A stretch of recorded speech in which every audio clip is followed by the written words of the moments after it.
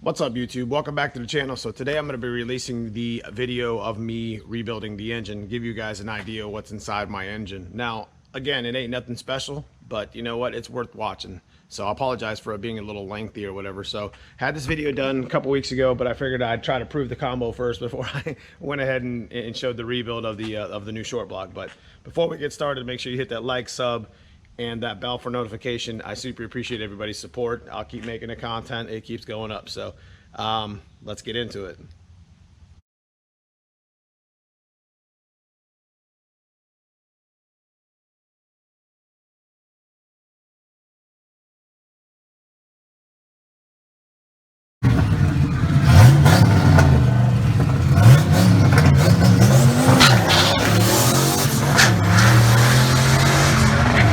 What's up, YouTube? Welcome back to the channel. So today we are going to be tearing into this junkyard motor.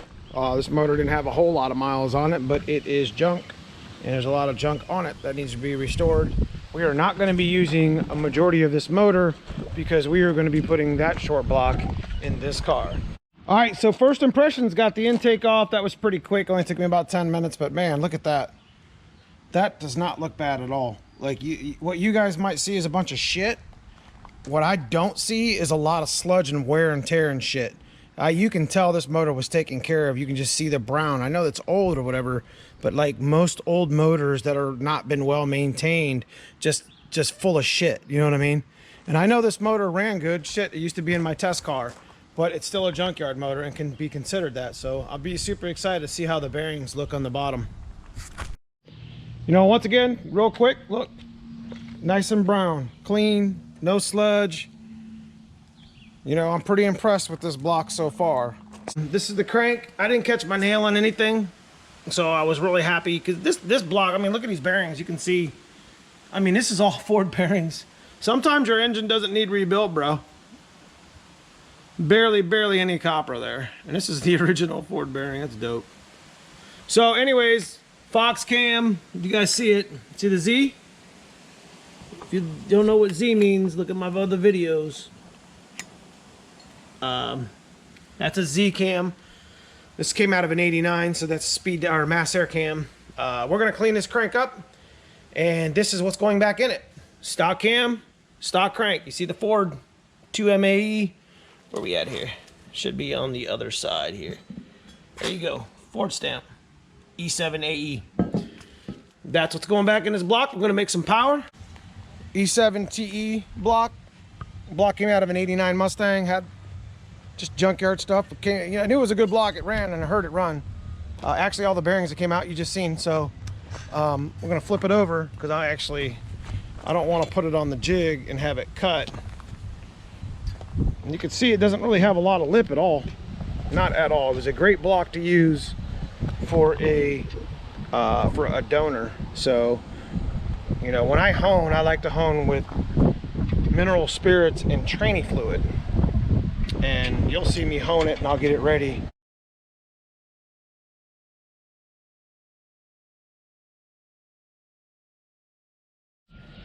All right, so we got the block back from Dave Dahlke out there at the machine shop, and you can actually see, where's the main caps? Okay. You actually see the cams, the cam bearings were new. We haven't honed it yet. We got everything ready. What you see here is my gun, 1/4 inch drive, WD and brake cleaner, and an air hose, because what we were doing was we were chasing the threads. This is an old tap. It's you know, it's not very sharp. These make really good thread chasers. I forget what size this is off the top of my head, but whatever. I think it's 7/16. Anyways, went through all these because I've had them in the past where had a couple of Healy coil, or a couple of the coils that needed, or a couple of the threads that needed Healy coil because they just weren't good enough. So I always check the validity of the threads using a thread chaser, and all these threads looked really good, and I cleaned them out. You can see it was decked. So what we're going to do is we're going to get that table over here, and we are going to be flipping pistons. I'm going to start prepping this block after I get the hone done, and then we're going to start flipping pistons. I'm going to put what would be number 1 and number 5 and number 1. So basically all my arrows are going to point backwards. And I'll show you what I'm talking about here in a second. All right, so we got the thing honed. We did pretty good. Got about a 30 angle ish little hatch on it. It's pretty nice. It's a nice little hone. We're cleaning it out right now. I'm gonna get ready to put the crank in and prep for the pistons. All right, so we got the cam in, nice and lubed up with assembly lube. Got the retainer clip on. Don't ever forget this, guys, because I mean this will wreak havoc if you don't do it. And I've actually had to tear motors down where I've actually forgot this retainer clip. You know, it's got 2 7/16 bolts or whatever. But anyway, it's got the assembly lube and got the crank on here. We're actually only torqued them to about 50 or 60 because we're going to be putting the girdle in here from the other motor. She's going to be running from that motor to this motor here in a few days. So now what we're going to do is make sure my journals are nice and clean. And I'm going to flip it over and we're going to start installing the pistons. Now we're going to be installing the pistons backwards in different holes. This is always a really good tool to use for putting rings in. It's a 4.0. This is perfect for stock blocks. I built a lot of them, so I bought this. But we're actually going to be putting these things in backwards. And you can see it's an E7 EE number. This is a TRW piston. You'll probably see the number. All right, let me get my camera back up. You can probably see it down in there, TRW. So, anyway, this is like number 8, so this will actually be in number 4's cylinder, and it's gonna be facing backwards. Let me show you something too on these pistons. Now this is something that I've been wanting to show you guys. Notice the wrist pin. Check it out.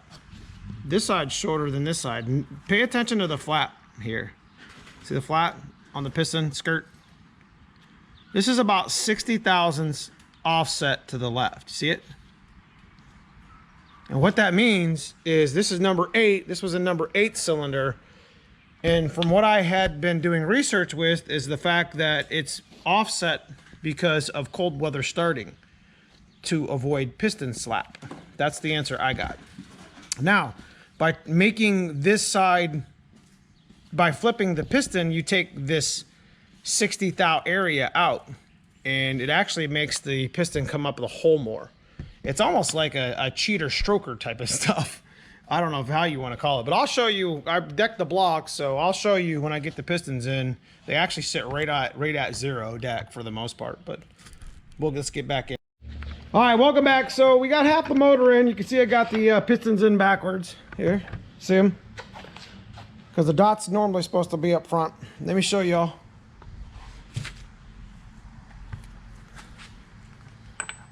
I start turning this motor over. You see how tight it comes to the top. It's tough to do with. It's only halfway together, it's already tight. See that thing? Watch that piston. See that? There is literally sitting at 0 deck for the most part. And there's no slop at the top. It's gone. Just comes up, comes down. Pretty nice. Pretty cool little design using factory parts to your advantage. Instead of having that 60 thousandths offset, you actually use it to your advantage. It's an old dirt track trick. It's good for, I don't know, 10 or 15 horsepower, 10 or 15 horsepower, whatever, you know. But modify that with boost and see what happens. You guys are about to find out. Nice deck. Next video I'll have it all together. Lifters, bone retainer, and half of the blue car's motor so I can put this one back together. So we're just gonna put everything from the cylinder heads, you know, intake, all of it. It's gonna be a bone stock motor. I just put my own little touch on it. You know, we're gonna put a new oil pump in it. Well, you guys seen all those parts, so stay tuned. Make a push to get all these parts back on. You can see this is stock intake stuff. Get all these parts back on this block so I can get back to the dyno. So you can see these are not aftermarket valves and there's no porting on these heads whatsoever. So anyways, done a lot to it so far. Got a new pump on it.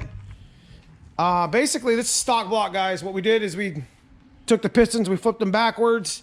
I got 1 and 5, 5 and 1, 2 and 6, 6 and 2, flip them backwards, and what that does is gives you a little bit of a mechanical advantage and takes away that 60 thousandths offset that factory had. So what we're gonna do is this block is really tight, man. No lip. I had a good crosshatch I put on it. We're making the last push to get the heads on it, intake and oil pan, so I can get it down in the car and get it fired up. So stay tuned. I'm gonna be taking pictures as I assemble it. You can see it's just a stock T5. I put a spec with an organic center force clutch plate. I love this combo. I made good power on that for a long time. Anyways, we're gonna get this thing together and back running here very shortly. So stay tuned.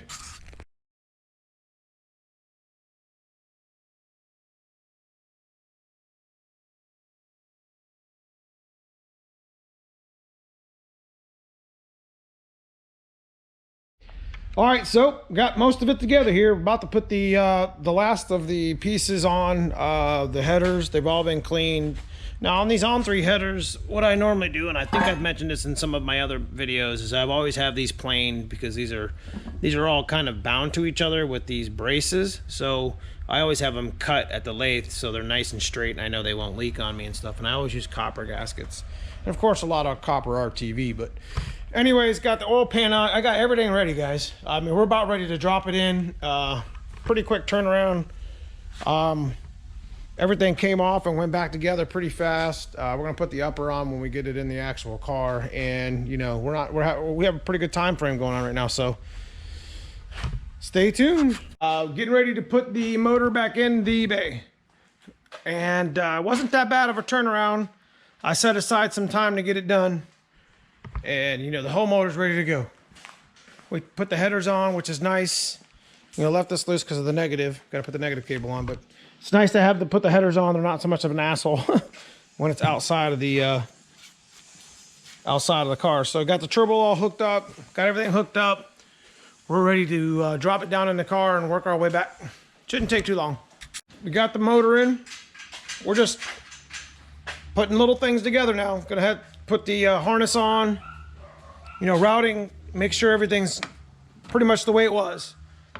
It shouldn't be too long. We got to get underneath the car and do some things. We got to put the trans and stuff in. That stuff doesn't take very long though. We've been doing this for so long. So just an update. Got it in. She's ready to go here soon. What's up, YouTube? On my way back to the shop today. It's Saturday morning. Did a lot of work in like 3 days. I'm really physically exhausted. I mean, we literally took a block that was just machined on Tuesday and completely rebuilt it, and you know, put everything on it from the other engine. So I just felt that the other engine just was sloppy. I felt the other engine wasn't exactly up to par, so we went ahead and just started over. And I think this one will make us much more happier, you know. And we got to get to the shop first, and we got to get the engine primed. You know, we got a crossover, a radiator hose. We got a handful of things we need to do before we fire the motor. But we will be firing the motor here in about an hour or so for its first time since it's rebuilt. All right, so we made it here to the shop. Me and my man Paul, we're here putting this thing back together. As you can see, I got the charge pipe going. We just figured out the charge pipe again. We're gonna hook the alternator up. We just got the battery started. I think the last thing we have to do underneath is do the crossover, zip tie a couple things up, and I think the underneath is done, isn't it, Paul? Yep. So at that point, we're gonna come back up top. We're gonna roll it over here to the front like we did the last time we fired the last motor. We're gonna pull the distributor and prime and put oil in it and antifreeze it or whatever. So stay tuned, folks. We're T-minus 30 minutes. All right, so we got the antifreeze in. It looks like we don't have any leaky leaks, which is nice, and I got this thing ready to prime counterclockwise. I've already kind of cheated a little bit and started, but Paul, tell me what the pressure is. You ready?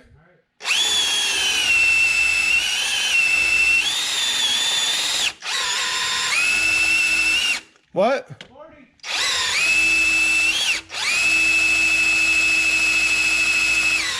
60.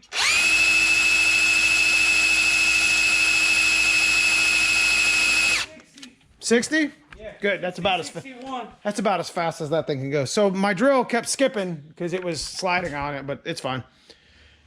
And we are ready to fire this. I got to drop this distributor. We're going to have to make sure that we have antifreeze ready and rags, of course, in case there's an issue. But you guys will hear the first fire up. If we're good, let's fire right up.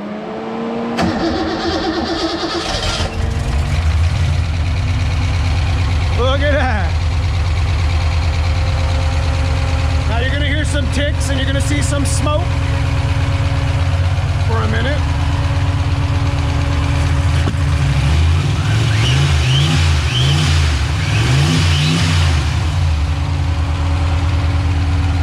Check my timing now.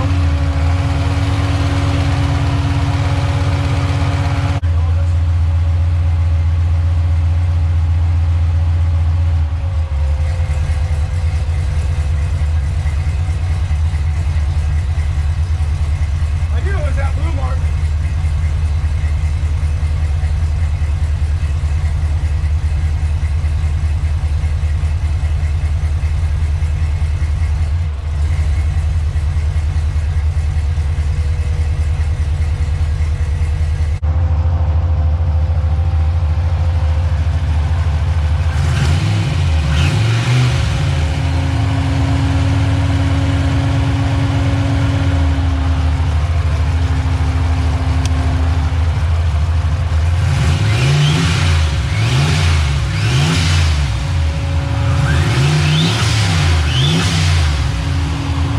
Sounds real good, Paul. What's my oil pressure look like? Lot better than that other motor. Holy shit. There we go. 660's right on a regular volume pump.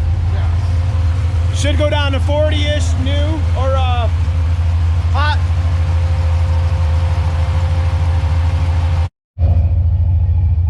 All right, let's hear what she sounds like.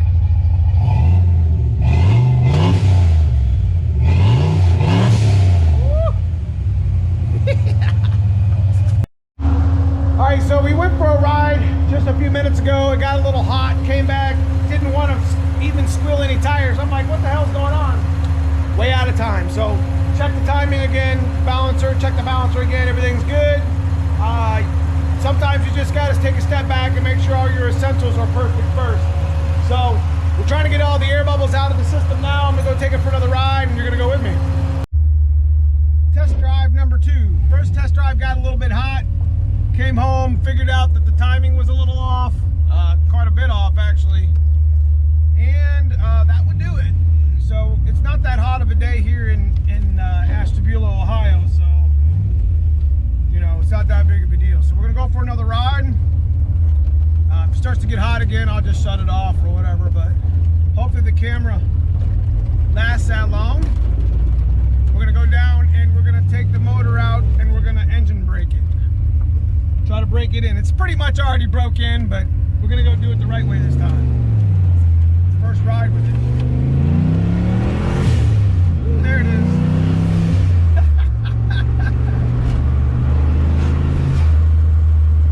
By engine brake, wearing the motor in, I like to bring it up to about 5,000 and let it come back down.